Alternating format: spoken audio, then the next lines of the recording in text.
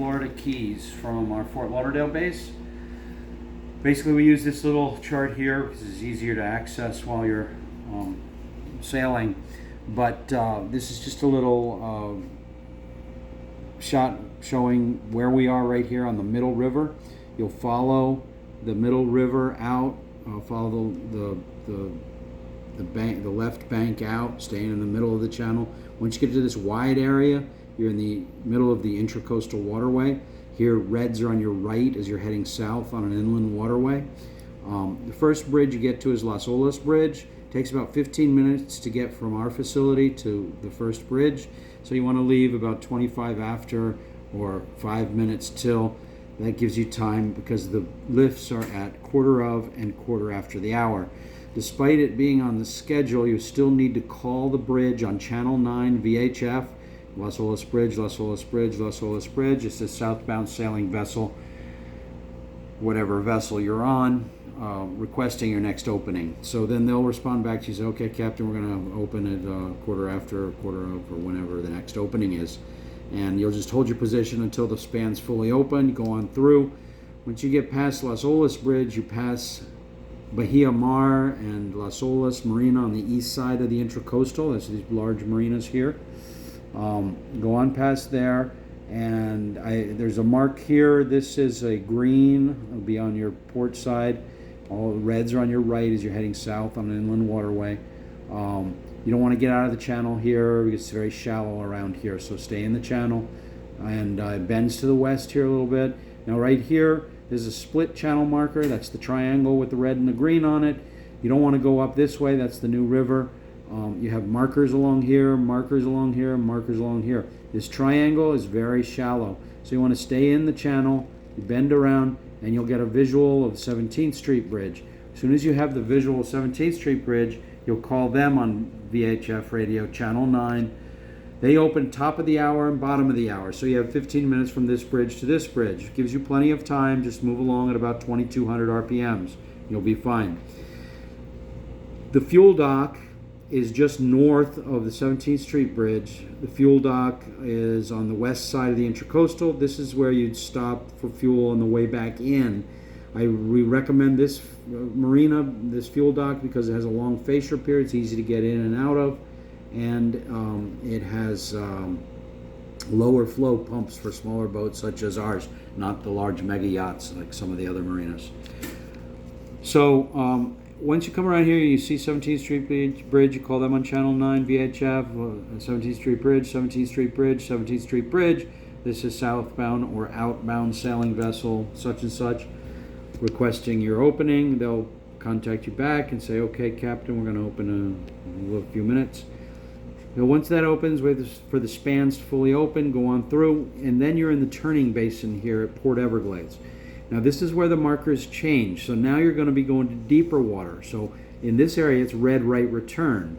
So as you're going to deeper water, reds will be on your left. So this is a red marker here on your left-hand side or your port side, and the reds will be on your starboard side or your right side as you're heading out to sea. So it's red right return in here. Okay, you get past green, this seawall right here, and you get past green number 5, and you're good to break off the channel and start heading south towards the Keys. You don't want to go out too far. If you go out more than 3 miles, you're going to start to feel the effects of the Gulf Stream. So you want to stay in less than 3 miles. So that's about 200 to 300 feet of water. If you're over 300 feet of water, you're out too far. So what we did was we're right here. We went through Middle River to the Intracoastal, came around here to the turning basin and coming out here, and then we're heading south along here. Spoils areas and fish havens marked on the charts. You can sail right through them. Again, you don't want to go out too deep. Stay in anywhere from 150 to 300 feet of water. Once you're out over 300 feet of water, you're too far out.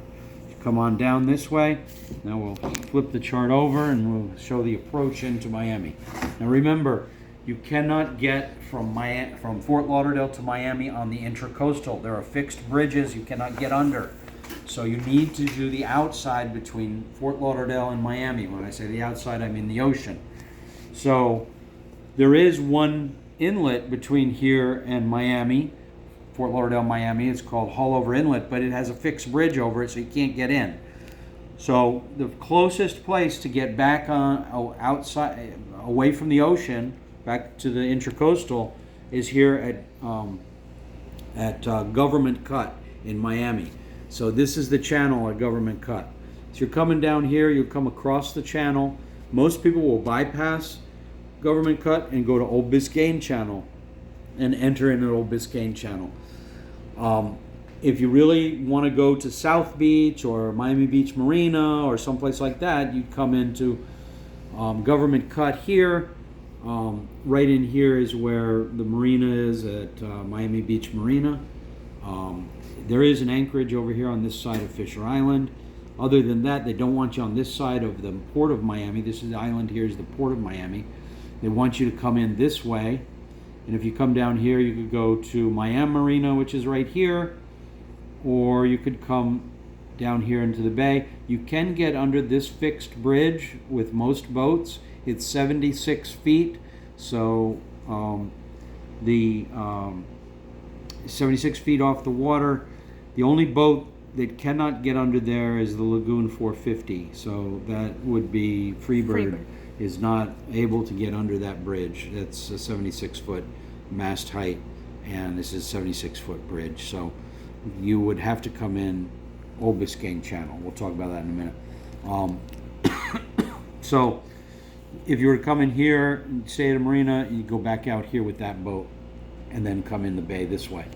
So like I say, most people will bypass this busy area of Miami Beach and Miami and come down here to Old Biscayne Channel. Now, Old Biscayne Channel actually runs like this.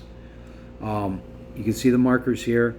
But if you're going to No Name Harbor, right here on the south end of Key Biscayne, you'd come in here. You have to enter the channel at the channel head. Do not cut any corners across here. It's very shallow.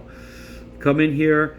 Then red number 6, which is right here, the marker red number 6, you can break off Old Biscayne Channel, leave red number 6 on the port side of the vessel, and come in this way to what's called Cape Florida Channel.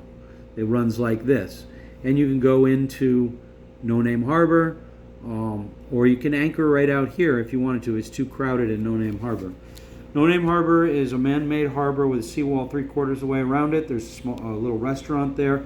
The south end of Key Biscayne is all park, so there's nature trails in there, wonderful beach there, a lighthouse. This is a good landmark for when you're approaching. This is a tall white lighthouse. It's Cape Florida Light. Just don't go right to it. You got to go to the channel head and come in this way, like I said. And then you come in around here. There's seawall all along here. And if you want to spend the night in No Name Harbor, it's a very protected little area.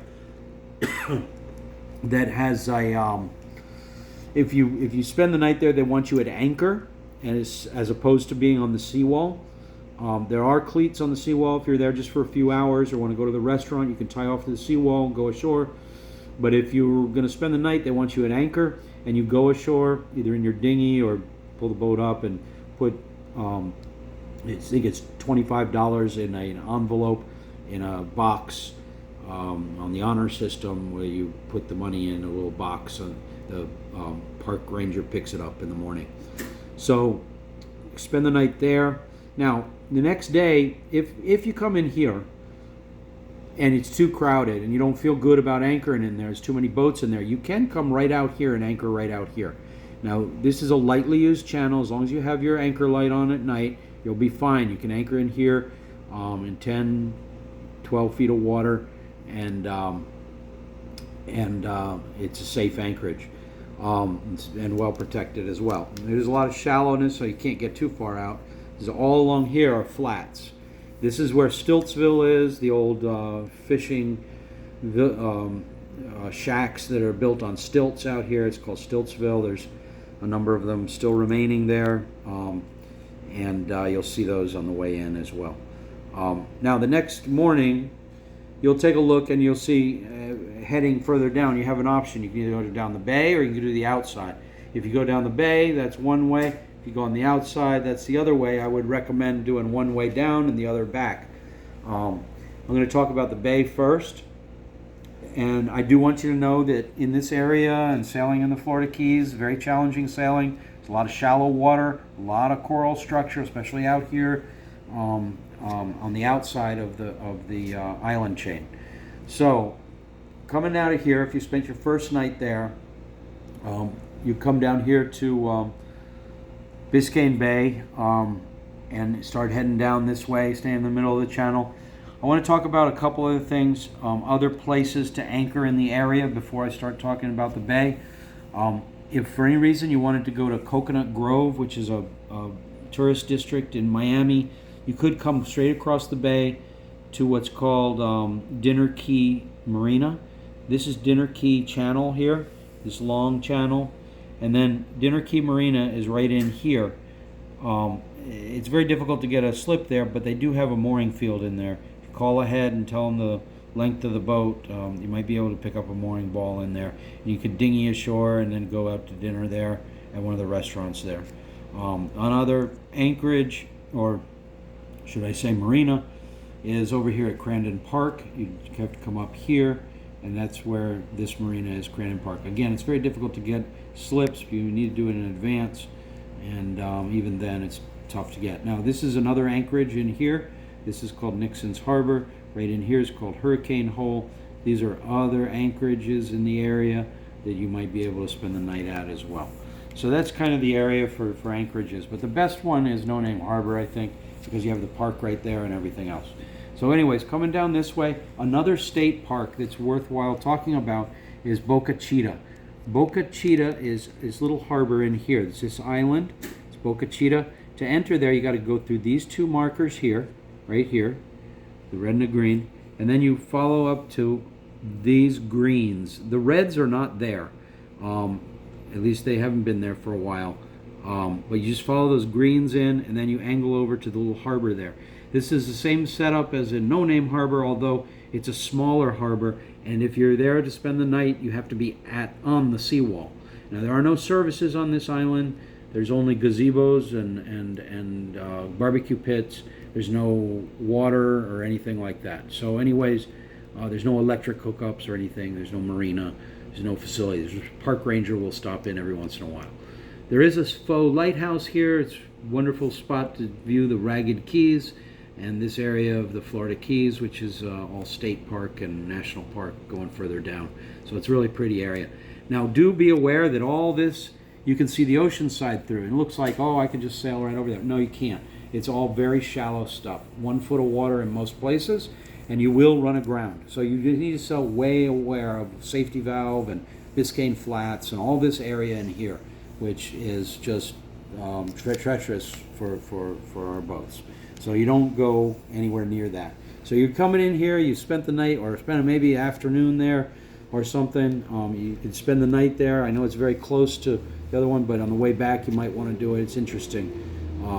A little harbor here, and you could just spend the afternoon and have lunch there and then take off and come back out. When you leave here, you come back out the same way. Even if you're going south, you can't get through here. This is a no-go. It's very shallow. You will run aground if you try to come across here. So coming back out, you come back out the same way you came back in, and if you're heading south, which you probably will, you need to go through Cutter Bank. This is called Cutter Bank here, and the channel at Cutter Bank is what you want. It's a wide channel. Typically, you can just sail right through it. You don't even have to turn the engines on 90% of the time, unless the wind is just dead on your head or dead in the back. So, usually, you know, with a easterly breeze or southeasterly breeze, you can sail right through it. So once you get through there, you're in Lower Biscayne Bay. Now, there is another anchorage on this side of Featherbed Bank. It's over here at Sands and Elliott Key. This is Sands Key, this is Elliott Key. Elliott Key and Sands Key are state parks as well. The entrance to the park here at Elliott Key is right over here. There's a little dinghy dock there that you could dinghy up to. I think there's a fee of $2-3 to enter the park. They have raised walkways all through the park. You could, you know, walk through and see the mangrove. It's all mangrove, very little beach or anything. Just talking about going back to Boca Chica, say a little bit more about this. There are nature trails on there. There is a small little rocky beach on the east side of this island at Boca Chica. Not much of a beach really, but There are nature trails in there, and like I said before, there are gazebos and picnic areas and barbecue pits, and of course the observation tower, which is like a faux lighthouse. It's not a working lighthouse, but it's shaped like a lighthouse, and it's about 3 or 4 stories tall. This is a park as well. If you do spend the night, there is a fee as well. On the honor system, you put $25 in an envelope again. If you just go in there for the day, I don't think there's a fee for it. But anyway, so these there's not much beaches down in this area. Like I say, it's mostly mangrove. So anyways, being back down here, you can anchor over here. You'll see boats that spend the night over here. You're in the bay, so everything's pretty much protected. You know, it's not any big seas or anything like that in this area. Okay, so let's go to the other side of the chart, or the next chart, and show Lower Biscayne Bay and down to Morada area. So we were here at Featherbed Bank. We went through Featherbed Bank. We're in Lower Biscayne Bay at this point. Again, you're going to see the island of Elliott Key here. And then you're going to come down here and you approach what's the name of it? Cutter Bank. Cutter Bank is this bank here, and there's a long channel that runs through it. It's the only way to get through. You can't get through on either side of it, so you got to go through that channel as well. Much like Featherbed Bank, there's a channel. At Cutter Bank, there's a channel. It's a little bit longer. As you approach Cutter Bank, you'll see this cut through. This is Caesar Creek. You'll see another cut, Broad Creek, and then there's another cut, the one you can't see the ocean side through, Angelfish Creek. You can't get through Caesar or Broad Creek. It's too shallow. There are markers in there. Flats boats will go through there, but you can't get through there on our boats. So you'll have to go past Caesar Creek, past Broad Creek, and when you want to go to the outside, you'll go through Angelfish Creek. So there are only 2 spots in the entire bay that you can get from one side to the other. One is Angelfish Creek right here. This is a blow up of it right here. You see this right here. Let me take a picture. This is the blow up of it right here. You came through Cutter Bank right here. You're in Card Sound once you go through Cutter Bank. This is Card Sound. And then this is the one you go through. Now, most people will spend the night in Card Sound and then go out in the morning through there, because you don't want to get in a situation where you don't have an anchorage and it's getting dark and everything else. So a lot of people, what they'll do is they'll spend their first night in No Name Harbor, and then the second night in Pumpkin Key in Card Sound, which would be right here. This is the larger map here, or chart here. So you can anchor anywhere in Card Sound. The best hold is probably around Wednesday Point, which is right over here, Wednesday Point, just south of Pumpkin Key. Many people anchor around Pumpkin Key. There's really no place to get off the boat here. In other words, you're pretty much on the boat for the night if you spend the night here. It's all mangrove in here, and there's no stores or shopping or anything to do ashore here.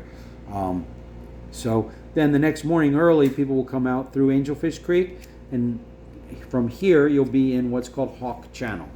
Now Hawk Channel runs, it's this squiggly line on the chart that runs all the way to Key West. So it's the area between the island chain and the outer reef. And it's marked. There are markers all along here. And it's marked in the same way an inland waterway would be marked. So in other words, reds will be on your right as you're going around the continent in a clockwise fashion. So on the eastern seaboard, it's as you're going south, reds are on your right. As you're going west, reds are on your right. So you're heading south and then more to the west. So reds are on your right, greens are on your left or port side as you're heading along here. Now you have to look for each one, because you'll see the marker and it'll come up on the horizon. It'll be the next one. Now out here on the reefs are places to snorkel and recreational snorkel sites. But to get to these, you have to find your way across the reef and approach them from the deep water. You never approach these reefs from the inside. So what you do, for example, I highly suggest Little Grecian Rocks here. It's called Little Grecian Rocks. It's this right here. This is where the Christ of the Abyss is, the statue underwater that you can snorkel around. Now to get here, you have two options. You come out of Angelfish Creek and come straight out this way to the deep water and come around here, and then you approach in just like that. Could you repeat? As you come out of Angelfish Creek, you come to the deep water, go through these markers here, come out to the deep water, and approach in from the deep water into Little Grecian Rocks. The other one is to come out of Angelfish Creek, come down Hawk Channel to this marker here, and then you would split between the elbow, which is there's a tower on the elbow, it's very obvious, and then you'd come around here to Little Grecian, approach like this. But never from this, so you have 2 feet of water on this coral reef here. This is all coral reef on the inside. So you have to find your way across the reef, plan accordingly, and don't get complacent. This is very technical sailing. You need to know your position at all times. You come across here and come around like this.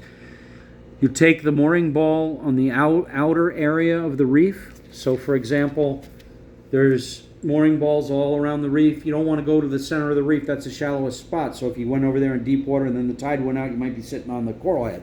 So you pick one of the outer balls. The mooring balls are demarcated. The mooring field is demarcated by these yellow giant buoys. Inside that area are the mooring balls, which are white balls that float on the water with one line goes to the bottom, one line floats, supposedly floats on top. It may not be floating, but it should have a loop on it. You'll fish that out at the end, and then you'll take your dock line, which is cleated at one end to one of the bow peaks of the boat, past the bitter end through the loop on the mooring ball line, and bring it back to the same cleat and cleat it there. You don't need to bridle the boat on a recreational mooring. You're only there for a few hours. These are not for overnight, absolutely, or at dark at night. You don't want to have those, be on those at night or when it's dark. So after you are finished at the reef, you can just untie the one thing, pull the line through, and you're free. And the other person on the helm can be taking the boat off and making sure you don't get anywhere near the coral heads. So you depart back into the deep water, and then for your anchorage that night, the third night would probably be the Rodriguez Key area. So to get there, you come back around like this. You split Cannon Patch, this area, and Mosquito Bank. Those are shallows. And you come in here, and you can anchor for the night here at Rodriguez Key. This is an anchorage here. It's you don't want to go too far in. There's a lot of flat rock in here. You want to anchor towards the end of the island. It's the best hold in there. There's more sand. And you can dinghy in to shore here at Rock Harbor. There's a dinghy dock right at the marina there. And you can leave your dinghy there. And there's a restaurant between the highways called Ballyhoo's. You could go to dinner there. Other options in the area, you do have the moorings in Largo Sound. If you're going to approach in there, there's markers that bring you in here and bring you to the channel head right here at South Sound Creek. And you come all the way through South Sound Creek, and you come out here, and there's moorings over here. This is state park, so you know the EPA, the wildlife people, the Coast Guard, all the authority is going to be in there. So make sure your holding tanks are closed and you're not violating the law in any way, so you don't get any citations. What's the name of that park again? Largo Sound. It's the headquarters of the John Penny Camp Undersea Park, which is a state park, which is this entire area is all park. The headquarters is in here at Largo Sound. It's a nice place to spend the night. There's no real services in here. There's some vending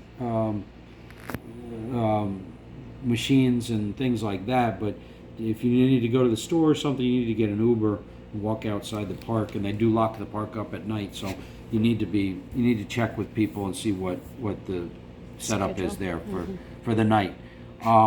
Other areas is you could go to a marina, Marina del Mar. We have a list of marinas that'll be on the boat. Marina del Mar is at the very end of Largo Canal. Largo Canal runs like this and like this. And Marina del Mar is taking catamarans. But if you come in there, you follow these markers in, and you go through the canal here at Largo Canal, and you call Securite as you enter. Securite, Securite, Securite. This is such and such a boat entering Largo Canal. Make sure they know catamaran, so they know it's a wide boat, because a lot of large dive boats come out of here, and it can be dangerous. Especially at Blind Man's Corner. We do another Securite at Blind Man's Corner, which is a right-hand or a 90-degree turn in the canal. And it's cool, we want to go Securite, Securite, Securite, such and such a boat in Largo Canal, approaching Blind Man Corner. Make sure you're talking on the radio to all these people all the time. Channel 16, obviously, is what you want to be on when you're going in and out. This here, the marinas at the very end, is called Marina del Mar. So that's an option. The other option is in Lake Largo, which is this little spot here. Pilot House Marina's in there. But you have to be careful with Pilot House, because this channel going in there, there's a rock in there that you will hit at low tide. You want to make sure that you call ahead, find out where that rock is. In other words, call the marina, make sure you talk to someone, have them specifically tell you what marker it's next to and where to be and where to stay clear of it. Even at a mid-tide, you need to stay clear of this rock in this channel. Okay, so be very careful if you're going to Pilot House, and make sure you talk to local knowledge. Pilot House is at the Lake Largo, this area right here, and the rock is on the channel going in. So just so you know. And then of course the anchorage here at Rodriguez Key, which we already talked about. You can also anchor on this side of Rodriguez if you wanted to. Other anchorages in the area is here at Tavernier Key, right down here near red number 4. I've anchored right in here. It's a good little anchorage. Or on this side, you can anchor over here. Remember, you have the outer reef protecting you, so even if it's exposed to the east, you're still protected, so you never get more than a little chop in here. And there's good anchorages along the way. Now, going further down, this is a point of interest. This is a reef here. You see these yellow markers. This reef is on the inside already, so you can approach this reef from any side. As you approach, you got to be careful of the rocks here to the west, or to the northwest, I guess we're talking, being that this is north and this is west. So the northwest of Hens and Chickens, it's called. This reef here is Hens and Chickens. You can approach from any side. It's a good little reef, especially if it's rough out here, because sometimes if you're out here on a mooring ball and on an outer reef, you can be bouncing around a lot. Anybody that's on the boat that's not snorkeling could get a little green. Whereas in here, it's protected by the outer reef, okay? So that's another option, okay, for snorkeling. But any of these reefs on the outside, you can stop and snorkel at as well. The key is to plan your way across the reef. Don't just willy-nilly approach these from the inside. You have to get to the deep water and back around. So for example, if you're going to Little Conch or Crocker Reef here, you'd come down here, come to this marker here, and then you look on the chart, you see 18, 8, 13, 15. Okay, so that's a good route across. So right before you hit this green marker, you could come out this way and then approach in like this, or approach in like this. And then when you're done, you plan your way back across. So for example, you come in this way, come in like this, because you got 27 feet, 21 feet, 19, 17, 19, 21. You're all good. Come in here back to Hawk Channel. Okay? Now, depending on how long you're chartering for, a lot of people get to this area, and that's pretty much, the time they want to spend, and you can start heading back. I will talk a little bit further down, to give you a few more options going further down. So we'll just keep the orientation the same. So this is Rodriguez Key here, Tavernier Key we talked about, and then Hens and Chickens is right here. So we went out here to this reef, planned our way across the reef, came in, planned our way back across the reef. Heading down this way, there is a very interesting place to spend the night, which most people, you know, on a week charter, this is as far south as they'll get. This is Indian Key. Indian Key is an interesting piece of Florida history in that it was a settlement back in the 1700s where wreckers lived on the island. These are the people that would salvage ships that wrecked out on the reef, much like they did in Key West. But there was a population of people who lived here, and it was a pretty large population for the area. So they were there for many years, and they got overrun by Indians, I believe, in the late 1700s, early 1800s, not exactly sure. But there are ruins still on the island, and there's a self-guided tour on the island, and it's a state park. It's a fascinating little island. It's a beautiful little island. It's got a nice little beach on it. So there are overnight moorings here at the Indian Key anchorage. You'll see Indian Key anchorage right here. It's right in here. There are mooring balls. You can pick up a mooring ball, spend the night there. You're not on the anchor, so you can sleep a little heavier at night, you know, knowing that you're tied off to a mooring ball and safe for the evening. You're supposed to dinghy ashore and put $25 in the honor system if you spend the night on the moorings. And yeah, so that is a good little place to go and spend the night. Now, if you look due south of here, about a mile, and this is the 3-mile limit right here. So it's about right out here. Actually, I think it's right here. Is the wreck of the San Pedro, which is a Spanish galleon that went down in the 1700s. The timbers are still down there. It's marked by cylindrical buoys there, and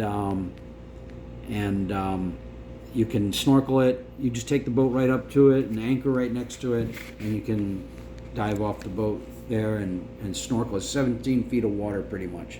It's right in this area here, 1 mile due south of the anchorage. So, you know, this is a wide area, and the sailing, there's plenty of sailing in here. You'll be sailing the whole time. Really nothing's done on the backside because it's all, you're in a channel on the backside of the island, and so you really don't want to come back here. It does open up in some areas, but most of the way you're in a channel, and there's no sailing because you need to follow the channel or you'll run aground. So out here, there's wide areas, and you can sail all along here. So the sailing is done in Hawk Channel or outside the reef. Fishing's going to be better outside the reef, you know, you catch wahoo and tuna and mahi-mahi, dolphin, that type of thing. In the channel here, if you're fishing, you mostly catch barracuda, occasional snapper, maybe an occasional grouper, depending on you know, the bait and the rigs you're using. So anyways, another anchorage in the area is at Long Key right here. You can't get under this in most boats. It's a 65-foot bridge, so the Lagoon 450 won't get under that bridge, but you could anchor right in here along here at Long Key. You can't get in the bight at Long Key, but right here along here is where you could anchor. So tidal current is not that strong here, but what you do have, as further down you go, the current gets stronger because there's flow out of the Everglades that flows down here. Not so much in this area, but it can be strong. Could you repeat again? So the tidal current is not that strong. You have 3 to 3.5 foot tides all throughout the Keys, but there is some flow out of the Everglades that comes down further south towards the Marathon area and Boca Chica and that area. But up here, it's not such a big, you don't see too much of it. You know, this is really as far south as you're probably going to get in a week. There is another marina here that's to stay at called Hawks Key Marina. To get there, it's very easy to come in to these markers here. And there's a channel that runs all around the island. The marina's right here. So it's very easy to get to if you were to make it that far. But on a 4 or Denmark. 5 day charter, you're probably going to wind up down in the Rodriguez Key area, maybe Indian Key, and back. A week-long charter, you could push it and go down as far as Hawk Key Marina, or maybe even here to Marathon. But so really, that's about it. There is an area between No